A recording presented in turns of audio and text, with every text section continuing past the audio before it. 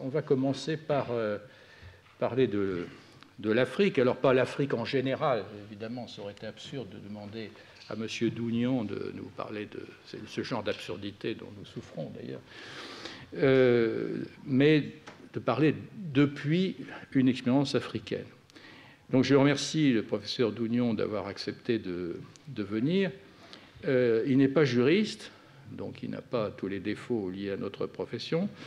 Il est anthropologue et il a été formé en Allemagne, à l'université de Bayreuth, notamment par Gerd Spittler, dont j'évoquais la figure tout à l'heure.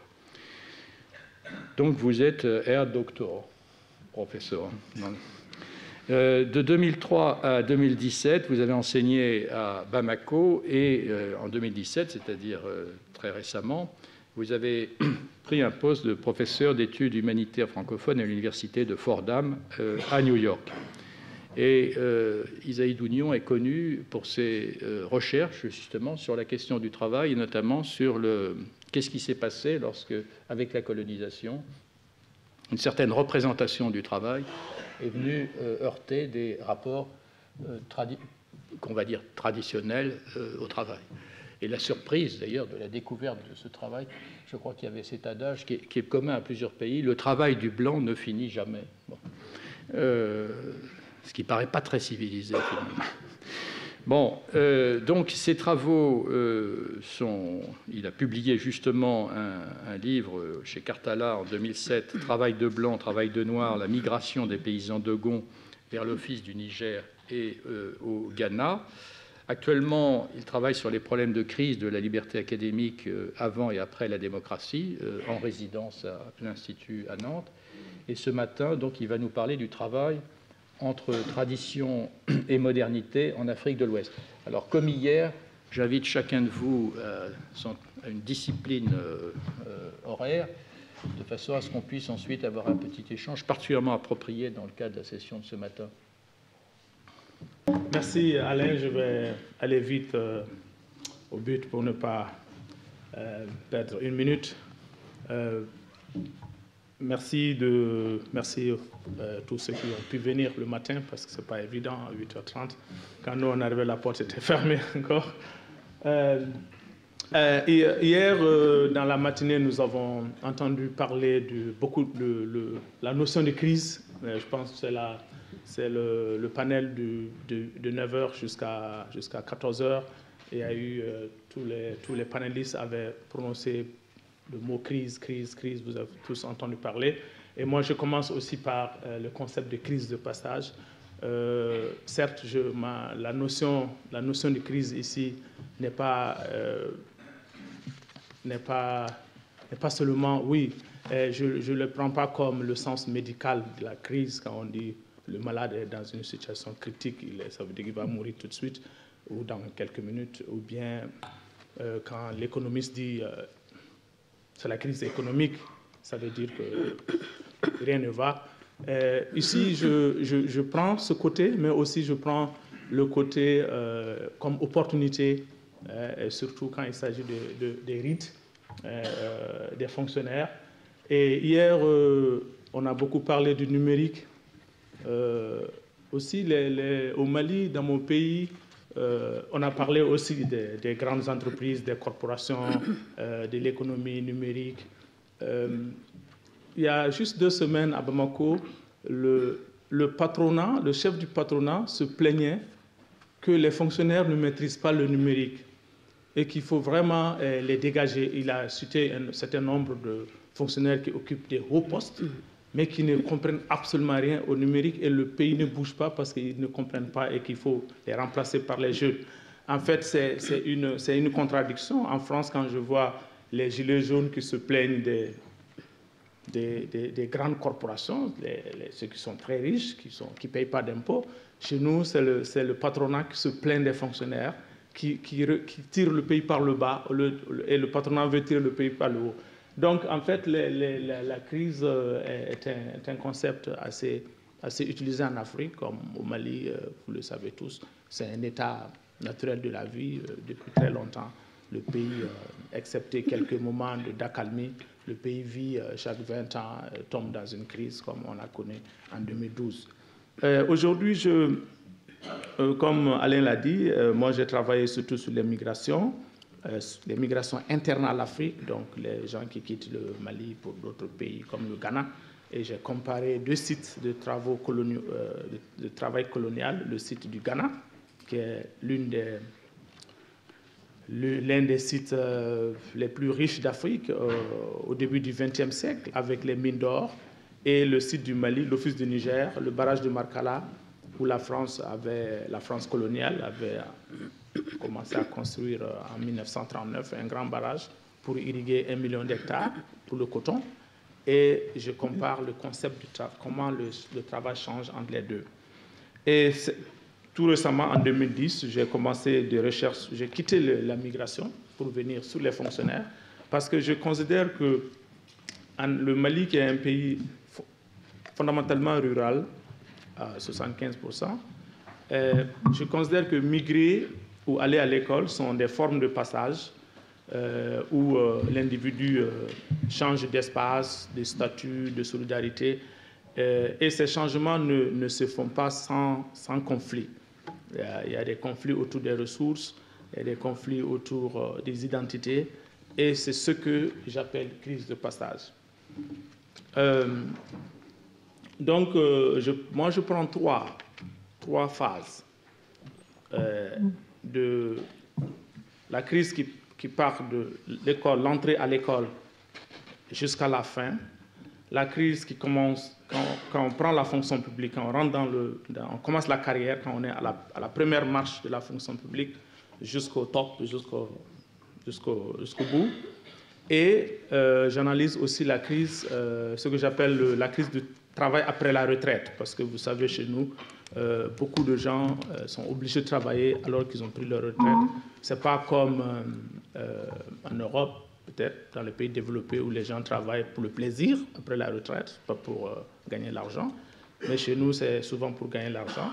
Et aussi, je regarde un peu ce qui se passe quand la personne s'en va. Il y a des gens qui veulent mourir, mais qui veulent laisser leur travail pour que ça continue. Et je prends cette longue, donc de la naissance jusqu'à la mort. Aujourd'hui, je parle des rites. Je voudrais vous donner une perspective globale. Je ne voudrais pas essentialiser l'Afrique. Les rites dont je parle, ça vient des sociétés secrètes. Et les crises, quand je fais mes enquêtes au milieu des fonctionnaires, beaucoup me disent je pars me ressourcer dans mon village pour sortir de la crise dont je vis. Et donc, j'étais porté à un peu regarder les littératures sur les grandes sociétés secrètes. Vous avez les francs-maçons, vous avez la Rose-Croix, vous avez les Skull and Bones. Et ce n'est pas très différent sur la recherche, la maîtrise, le secret du travail. Alain m'avait donné la référence où Karl Marx dit que le métier, ça vient du mot mystère, mais je n'ai pas eu le temps de le consulter. Mais quand même, ce que j'ai compris, c'est que dans le monde mandé, dans le Mali, il y a assez de, comme ces grandes sociétés secrètes, je voudrais aussi parler des sociétés secrètes ethniques locales qui jouent un grand rôle dans non seulement la résolution des crises, mais aussi dans le fait d'avoir du courage pour le travail, la maîtrise. Et voilà, ça existait en Europe depuis très longtemps. Je pense aux travaux de Jacques Mayeux qui disait qu'on ne peut pas comprendre la puissance maritime du Portugal au XVe siècle si on ne comprend pas que lorsque Philippe le Bel a chassé les Templiers ici, ils sont allés se réfugier au Portugal. Ils sont allés avec le mystère, la connaissance du savoir de la construction maritime, et ils ont transmis au Portugal, qui était un minuscule pays de 1,5 million, qui était très pauvre, et qui est devenu une puissance. Donc, si on comprend, c'est la maîtrise du travail, et qu'il y a beaucoup de travaux qu'il cite dans ce sens. Donc, j'ai aussi vu, pendant que je faisais mes travaux, un jour, j'étais à l'aéroport de Paris, et je vois Le Point qui qui faisait une grande enquête et qui parlait de francs-maçons, pourquoi les gens courent derrière cette association. Et voilà, il dit que les réponses sont claires: quête de sens, soif de spiritualité, besoin d'accomplissement. Ce n'est pas très différent de ce que j'ai découvert aussi. Et ces trois besoins, l'accomplissement, l'identité, ce n'est pas très différent de ce que j'ai trouvé au Mali. Et c'est de ça que je vais parler. Et donc, au Mali, j'ai pris trois sociétés secrètes. Et vous avez le premier, c'est le Sigui Dogon, le Sigui, c'est un grand rite Dogon qui est célébré chaque 60 ans. C'est lié à beaucoup de choses. Mais pendant mes enquêtes, j'ai trouvé que le travail est au cœur de cette grande fête chaque 60 ans, parce que quand les Dogons alignent les masques, quand les masques sortent pour célébrer la fête, et tu vois que l'alignement même des gens, c'est par rapport aux activités.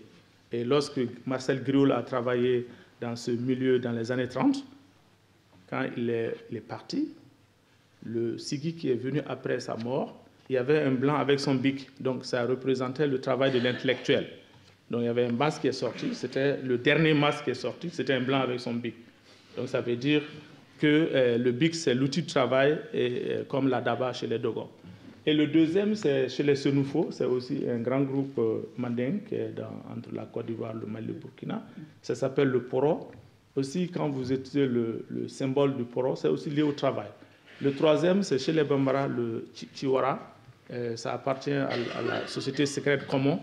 Le Chiwara, c'est la divinité même du travail au Mali. Quand quelqu'un réussit aujourd'hui dans le monde moderne, les entreprises les plus performantes, on les donne le prix du Chiwara. Donc en fait, j'ai travaillé autour de ces trois. Mais la question, c'était que quand je parlais des crises des gens et que comment ils solutionnaient et qu'ils disaient qu'ils repartaient, des fonctionnaires disaient: je retourne dans mon village pour me ressourcer. Et donc c'est ça. Donc là où j'ai fait mes enquêtes, c'est Bamako ici, pour ceux qui n'ont aucune idée du Mali. C'est là, c'est en Afrique, au milieu du Sahel, hein, entouré de 7 pays.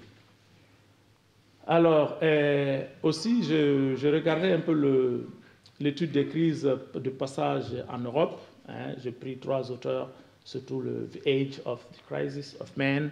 Ça, c'est vraiment un condensé de la crise de l'homme en Europe, entre les 2 guerres jusqu'à la fin, jusque dans les années 80. Et Mark Greif a vraiment fait une condensée, ainsi que Mendelssohn et puis Martin Rifbrot. Donc ces 3 œuvres, bon, ils ne parlent pas d'autres peuples que des Européens, parce que l'homme ici est considéré comme l'homme européen. Mais quand même, c'est intéressant comment il... Et donc, pour expliquer ma piste de réflexion, j'ai pris ce récit de ce haut cadre de l'État qui a fait 30 ans à un haut poste et dit 2 fois par an, je me rends au village pour me ressourcer. Les villageois me demandent souvent à ce que je me fasse laver le corps. Chez nous, on ne meurt pas sans raison. Cette idée du village a été totalement transférée dans l'administration publique. Effectivement, mon papier porte sur le transfert des crises sur le transfert de croyances villageoises dans la fonction publique lorsqu'il y a des problèmes. Et quand on dit laver le corps, c'est la protection, c'est la purification, et ça signifie beaucoup de choses comme chez les francs-maçons. Et donc, j'ai pris de ce récit de ce vieux 3 points clés. Donc, le premier point, c'est la visite régulière et ponctuelle au village. Le deuxième point, c'est ce que c'est les villageois qui lui demandent de laver son corps. Et le troisième point, c'est le transfert des séries Et pourquoi cela arrive? Et c'est là où je parle de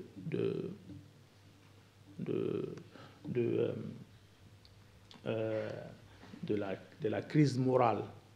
Parce qu'on pense que, comme l'a fait Max Gluckman, c'est l'un des grands anthropologues sud-africains qui a développé les théories de Van Gennep dans le contexte africain. Il n'est pas le seul, il y a Junod, il y a Fortes, il y a bien d'autres.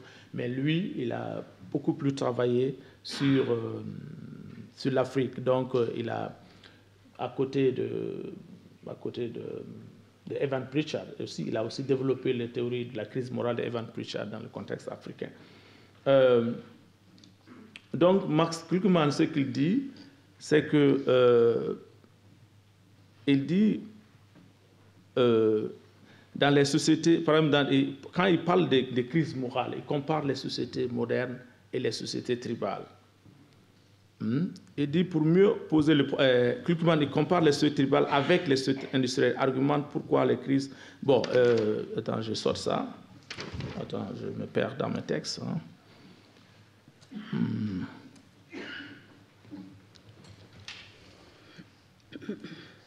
Voilà, donc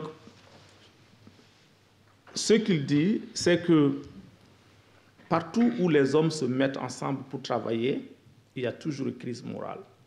Lorsque l'entreprise a des problèmes et qu'il faut se débarrasser de certaines personnes. Il dit en Europe, on fait appel à un expert, un consultant. Mais en Afrique, on fait appel à un witch doctor, à un sorcier, à un devin. Il dit c'est parce que en Europe, la technologie est tellement avancée, on pense que la crise est liée à des causes objectives, alors qu'en Afrique, dans les sociétés tribales, on pense que lorsqu'il y a une crise morale, ça veut dire qu'il y a quelqu'un, soit tu t'es mal comporté, ou soit la société s'est mal comportée. Donc, en tout cas, il y a un problème, les sources ne sont pas physiques. Donc, moi, je compare ce truc avec le Mali. Il y a des crises au Mali en 78-80, avec le FMI, la Banque mondiale, qui sont venus pour dire, voilà, votre crise économique est aussi technique. Mais lorsqu'il s'agit de la crise d'un individu, il retourne dans le village pour se ressourcer. Pourquoi? Et là, c'est là où je parle de la ségrégation des statuts et des rôles. Quand on rentre dans la fonction publique et on occupe un grand poste, on doit ségréguer son rôle et son statut. Et c'est là où donc je pose la question, lequel des deux rôles va prendre le dessus sur sa nouvelle fonction?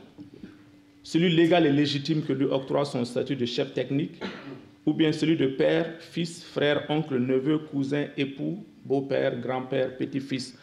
Et c'est ça le problème, parce que ce que les économistes appellent la corruption, le clientélisme, ça ne colle pas tellement bien en Afrique. Bien sûr, c'est un terme que tout le monde utilise, mais pour moi, c'est des rôles qu'il faut ségréguer.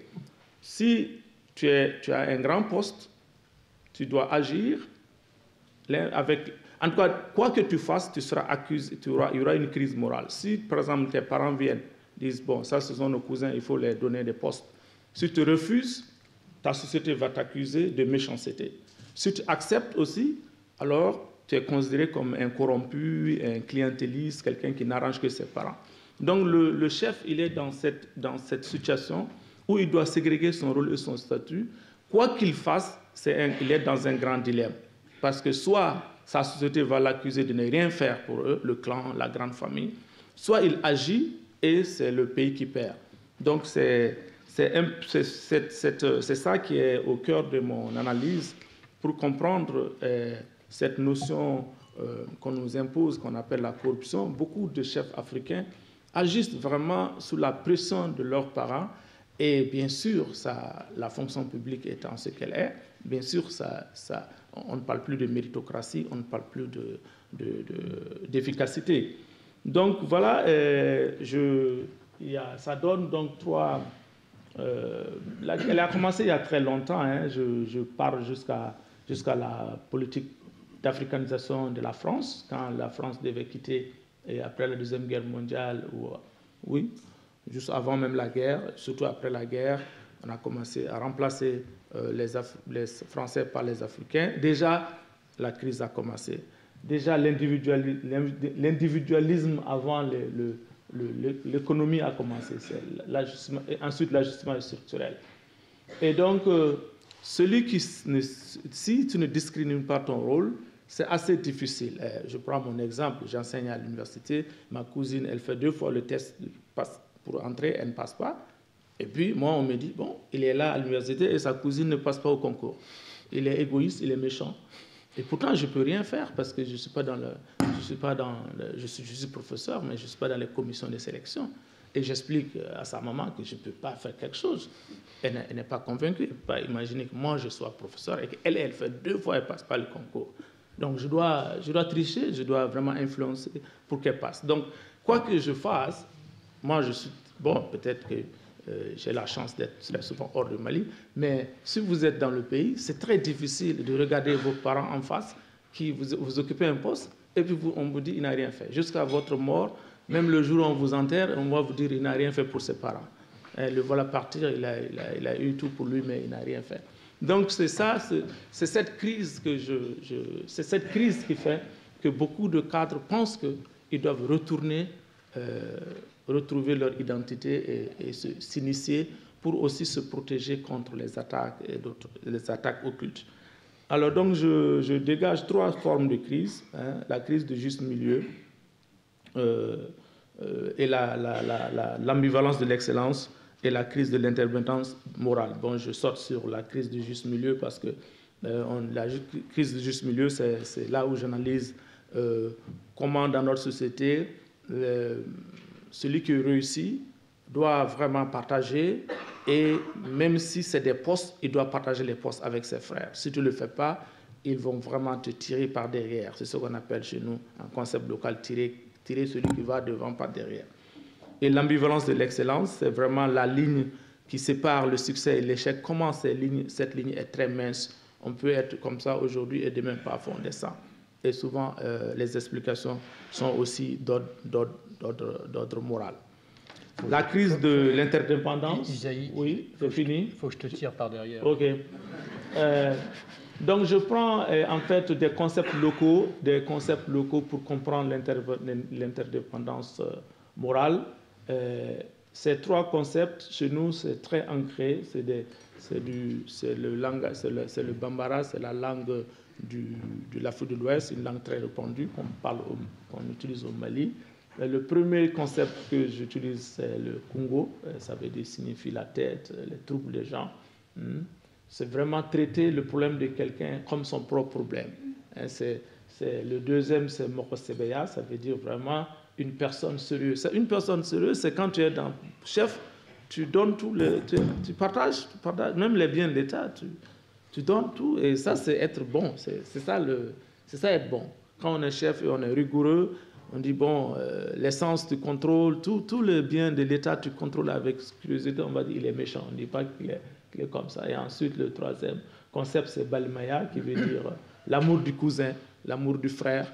Et donc, quand on transfère cet ordre moral dans la fonction du village, dans la fonction publique, vous voyez que ça ouvre la voie au népotisme, ce qu'on appelle en français le népotisme, le clientélisme.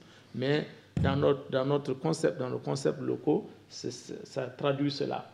Et donc, mais aussi je parle de la compétition aussi dans la fonction publique. Ça ne veut pas dire qu'il n'y a pas de compétition entre les cousins, ça ne veut pas dire qu'il n'y a pas de compétition entre les frères, mais aujourd'hui, cette compétition est aussi analysée avec une représentation très négative.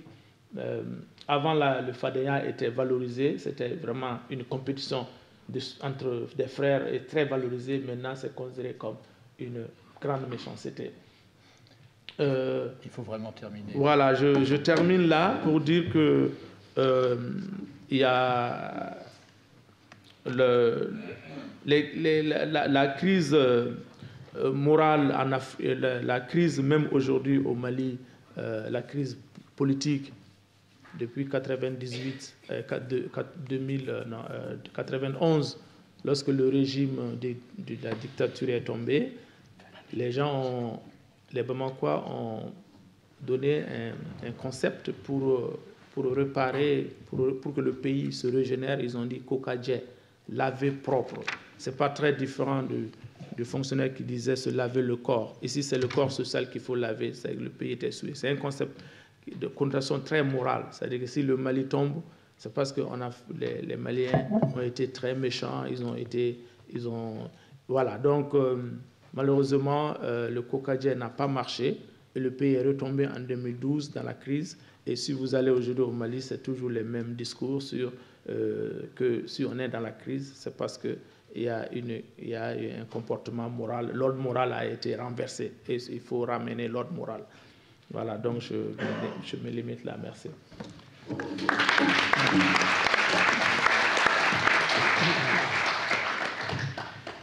Merci beaucoup, Isaïe, d'avoir aussi mis sur la table de nos discussions cette question de l'emploi public qui tend à être relégué dans les débats contemporains, alors que conceptuellement, il y a beaucoup à y trouver, et en même temps en nous montrant tout le caractère relatif des catégories, notamment ces catégories chez nous sont issues du droit canon, de la distinction du bénéficium et de l'officium, c'est l'invention de la distinction de l'homme et de la fonction, qui est une invention médiévale qui demeure structurante, mais dont on sent qu'elle est en crise dans notre propre pays, parce que l'idée de l'appropriation de la chose publique comme sa chose privée n'est pas du tout une spécificité malienne.